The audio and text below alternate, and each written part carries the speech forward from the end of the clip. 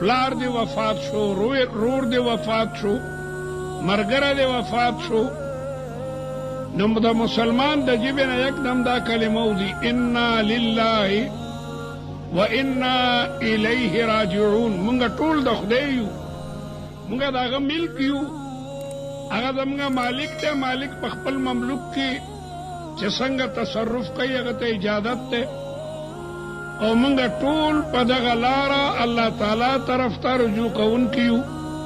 د چا مرګ سوره د مخکې، د چا سوره د رستو. نو دا دومره مبارک ټکي دي چې د یو سړي د جیبې نه انا لله و انا الیه راجعون وځي، الله تعالی د هغې غمزده په زړه باندې د استقامت او د صبر مرهم کیږي. او الله تعالی تعریف کوي چې اولئک علی هدی من ربهم وبشر الصابرین الذین اذا اصابتهم مصیبه قالوا انا لله و انا الیه راجعون اولئک صلوات من ربهم.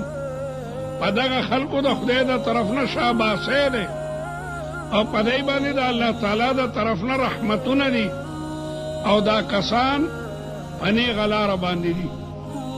مسلمان به یکدم انا لله و انا الیه راجعون وي.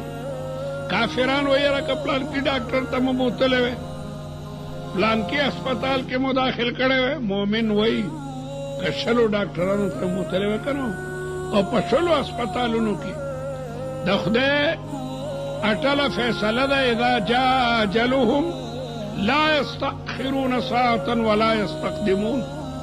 کله چې د انسان مقرر تاریخ د دې جهان نه د سفر راشي، د بیا لوی لوی طاقتونه. ذوالقرنین د کل دنیا بادشاہ دی، د تمامی دنیا. قرآن کې اللہ تعالی وی ویسألونک عن ذی القرنین، دا خلق تانا د ذوالقرنین باره کې تپوس کوي. قل ساتلو علیکم منه ذکرا انا مکننا له فی الارض. خدای وی هغه ته ما په ټول ځمکه کې قدرت ورکړو، د شرق و غرب و شمال و جنوب بادشاہو. چې مرګ راغی وزراو ته وی معلومیږي وزراو کې پیغمبران مو، چې ما ته خود رب العالمین جل جلاله نه لږ وخت وغواړئ، یو څو ګنټې زما لوی ملک ته چې زه وصیت وکړم. هغه وی 15 ګنټې 15 منټ هم ډېر دي، 15 سیکنډ هم نه میلاویږي.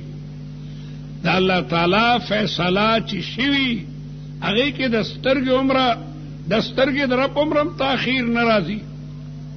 نو مومن یکدم و انا لله و انا الیه راجعون. په دې تمام کائناتو کې لویه صدمه هغه د رسول الله مبارک د انتقال وه.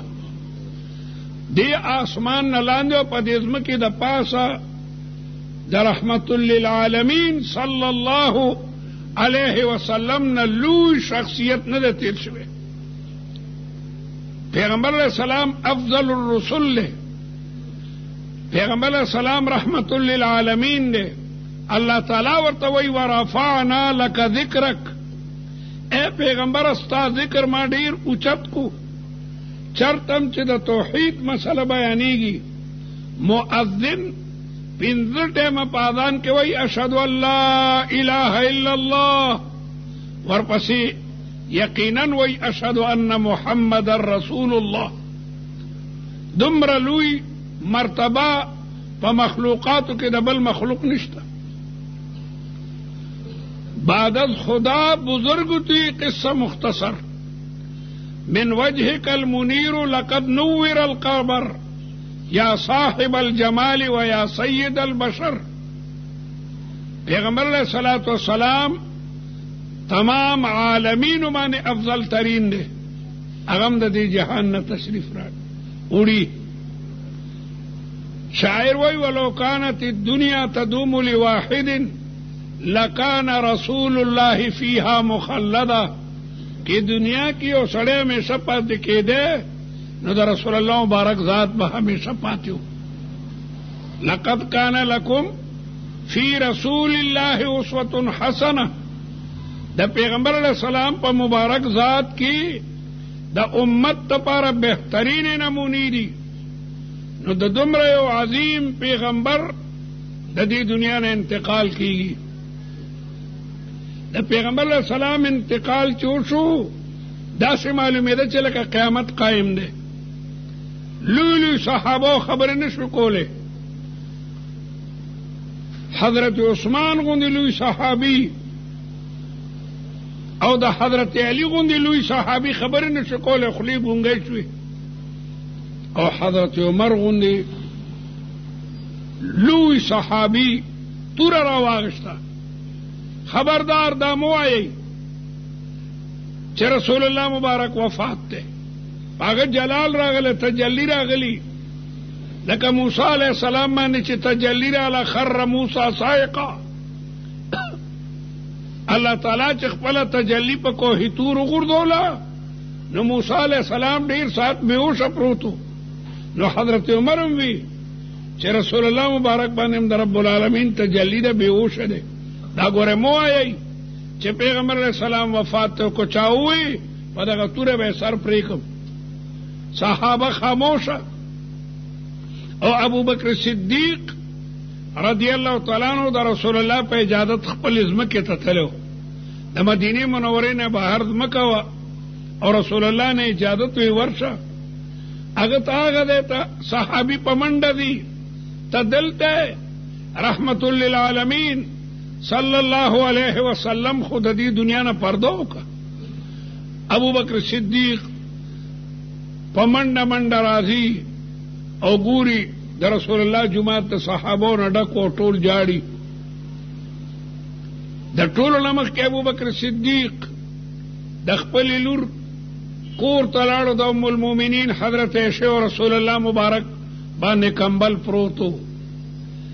ابو بکر صدیق کمبل د رسول الله د مبارک مخ نه لرې کو او په دغه تندي باندې ښکل کو او وی اشهد انك بلغت الرساله واديت الامانه ونصحت الامه وجاهدت في الله حق جهاده حتى اتاه اليقين. اے خوږه پیغمبره زه ګواهي ورکوم چې تا د الله تعالی رسالت او د نبوت پیغام خلقو ته رسولو. کم امانت چې الله تعالی تا ته درکړی او تا هغه خلقو ته رسولو. تا امت ته نصیحتونه وکړل، تا د الله تعالی په لاره کې جهادونه وکړل تر دې چې تا ته مرګ راغی. او بیا د رسول الله په مبارک مخ باندې کمبل واچولو او بیا بهر ووتو.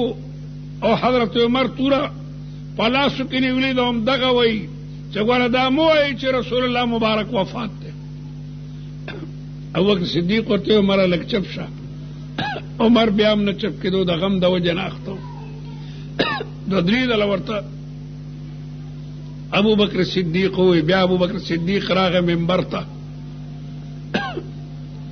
او په منبر باندې خطبه وویله نحمده ونستعینه ونستغفره ونؤمن به. اوږده خطبه وویله او بیا په خطبه کې ووی الا من كان يعبد محمدا فإن محمدا قد مات. کو څوک د رسول الله عبادت کوي رسول الله د دې جهان نه پرده وکړه. ومن كان يعبد الله فإن الله حي لا يموت.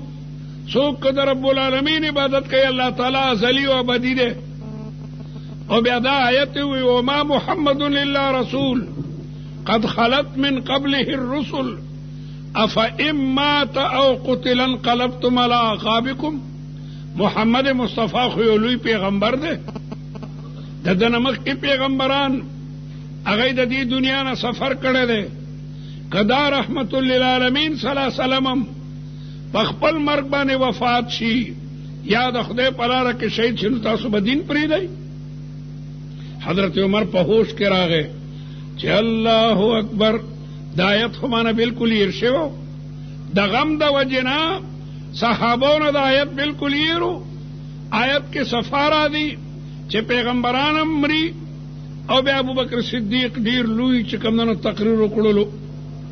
بی بی فاطمه الزهرا جړل په چغو چغو جړل او هغې وی صبت علی مصائب لو انها صبت علی الایام سرن لیالیا ماذا علی من شم تربت احمد الله یشم مد الزمان غوالی الوی قصیده ده بی بی په ما خو د مصیبتونو غرونه را پریوتل کدا مصیبتونه پرد راغلی وی د ردې نه به توره شپه جوړه شوې وه او بیا وایي د ما د پلار د مبارک قبر خاوره چې څوک بوی کی په دنیا کې هغه ته د مشکو د عنبرو د بویولو ضرورت نشته د رسول الله مبارک د ذات د وجې نه په دې ګلونو کې په دغه ځمکه کې باقاعده خوشبویي راغلې ده حضرت حسان چې وکتل چې د رسول الله مبارک لوري مبارکه ته ډېر لوی غم دی بې حده غم ناغم یو قصیده ورته ویل اوږده قصیده ده او بیا یې بیبي ته وایي چې افاطم ان جزات فانت اهل اے بیبي کته جړه فریاد کہتا ته حق دی د دې اسمان نه لاندې او په دې ځمکې د پاسه د چا دومره لوی پلار نه دی مړ لکه ستا پلار چې دې جهان نه لاړو دومره عظیم پلار په دې روی زمین بل نشته اوږده قصیده ده لیکن بیبي که صبر وکړي نو د تمامي دنیا د ښځو دپاره به ستا دا صبر نمونه وګرځي چې بیبي فاطمه الزهرا د دومره عظیم الشان پلار په جدایۍ صبر کړی نو ای به هم بیا صبر کوي او ورته وایي فقبر ابیک سید کل قبر وفیه سید الناس الرسول ستا د پلار قبر د دنیا د ټولو قبرونو سردار دی او په دې قبر کې د تمامو پیغمبرانو سردار لګیا دی آرام کوي نو بیبي ته الله تعالی صبر ورکو حضرت حسان چې دا قصه ورته واوروله د بیبي او د صحابو پړونو کې صبر راغی د صبر ډېر لوی مراتب دي پیغمبر علیه السلام وایي الصبر عند الصدمة الاولى صبر دا چې انسان ته اطلاع میلاو شي دی به یکدم وایي انا لله و انا الیه راجعون دی ګردیز باندې حمله وه د روس سره جنگ روس سره هغې جنگ کې زمومه د ګردیز باندې حمله وه او مجاهدینو غارونه جوړ کړي غاره ورته وایي په هغې باندې برنه بمونه پرېوتل اویا تنه هغې کې دننه شهیدان شوي وو هغې کې د منبع العلوم مولانا وارث خان صاحب لور شیخ الحدیث هغه هم شهید شو لیکن هغې کې دوه رونه هم شهیدان شوي وو او دواړه رونه جوړوان پښتو کې ورته څه وایي برغوني رونه او دواړه په سبقونو کې ملګري وو مسلم الثبوت تلوی توضیح دا کتابونه یې وي هغه دواړه رونه پکې شهیدان شوي وو او د دې دوه هلکانو پلارم او ترونه او ماماګانې ټول شهیدان شوي وو د مورې صرف دغه دوه زامنو نورې څوک هم نو د مورې هېڅوک نو د دې هلکانو پلارم شهید شوی او ترونه هم شهیدان شوي او ماماګان څوک هم نو خلکو یاره د دې مور ته به څنګه وایو دا دواړه رونه د ګلونو په شان نو خلکو یاره ووایي ورته الله تعالی به صبر توفیق ورکړي چنانچه ملګري ورالل او ورته وی چې الله تعالی ستا دو بچي په شهادت باندې هغه قبول کړ نو هغې اسمان ته داسې وکتل چې زما ربه زما خو ستا په خدایۍ کې صرف دغه دوه بچي پاتې وو زما خو خاوندم شهید شوی دی رونه مې ټول شهیدان دي او زما خو څوک هم نشته ما خو په دې بچو خپل سترګې غړولې او ما دا خو ارمانو چې دی به م یو دل دستار بندي وشي پټکي به وتړي خدایا د یوې ښځې د چرګې دوه بچي مړه شي نو څومره خفه او دا خو زما ټوله دنیا وه بس نو خدایا صدمه خو ډېره لویه ده خو خدای صبرم سم مضبوط راکړي. نو الله تعالی ورته صبر ورکړو. دعا یې وکړه چې خدایا غم خو ډېر لوی دی، خو ما ته د هغې مطابق چې کوم دی نو صبر راکړي. نو یقینا د یو بچي د نیازبین نو چې د هغه وادم شوی او هغه بیا شهید کېږي ډېره لویه سانحه ده او ډېره لویه صدمه ده. لیکن مسلمان دپاره د انا لله او د انا الیه راجعون دا وظیفه دا ډېره لویه وظیفه ده. پکار ده چې د مرحوم والدین درود ډېر وایي، د قرآن مجید تلاوت کوي، په دې سره اړونو ته تسلی حاصلېږي. الا بذکر الله تطمئن القلوب. کتابونه یو واقعه لیکي چې یو عالم و ډېر لوی عالم چې په هغه علاقه کې دومره لوی عالم نو او د هغې عالم یو زوی و، هغه علم حاصلولو او پلار به دا دعا کوله چې خدای دا بچی زما په ژوند کې زما درجې ته راورسوي. زه خو اوس بوډا یم، خلکو ته بخاري شریف، مسلم شریف او دا د حدیثو کتابونه بیضاوي او جلالین نشم خیلی. خدای چې د په خپلو سترګو خپل بچی وګورم چې زما په مسند باندې کینی. الله تعالی بچی ښه عالم کو، دستاربندي وشوه، د پلار په ژوند کې د پلار په مسند باندې کېناستو او پلار قتل چې زما بچی د بخاري درس، د مسلم او د دې کتابونو درس ډېر اعلی طریقې سره ورکوي. پلار ډېر خوشحاله، د بچی خروغ صحت او د بلا طالبان ورته چاپېرو. ناڅاپه بچی په شپه کې وفات شو. پلار ته دومره عظیمه صدمه چې خبرې نه شوې کولی. دنیا به راتله که نه هغه به ژړل چې ما خدا د الله نه سوال کولو او دغه یو بچی مې و چې دی به زما په ژوند کې زما په مسند کینی. الله تعالی ما ته وښیله او ما د هغه درسونه واورېدل. کامیاب عالم زه ډېر مطمئن وم که زه مړ شم نو زما بچی به زما په دغه درس باندې ناستي، لیکن هغه خو زما ژوند کې لاړو. دنیا ورته راتله، آخر یو بادشاه ورته راغی، ویره جي خبر شوی یم چې بلکل ته شپه ورځ جاړې، تا خو به جي مونږ ته نصیحت کولو، چا ته به غم ورسېدو نو ته به رالې. بیا بادشاه ورته یو خبره وکړه چې وګوره کله چې اولاد سړي دپاره فتنه وي، انما اموالکم و اولادکم فتنه، دا ستاسو مالونه ستاسو اولاد دا تاسو دپاره آزمایش او امتحان دی. او کله چې الله تعالی د صبر باره کې اولئک علیهم صلوات من ربهم ورحمه و اولئک هو تولی غم کې نو د بادشاه په خبره عالم ورته قرار حاصل شو. بیا دعا ورته وکړه چې دا خو تا دپاره سراسر صلوات دي، رحمت دی او بخنه ده.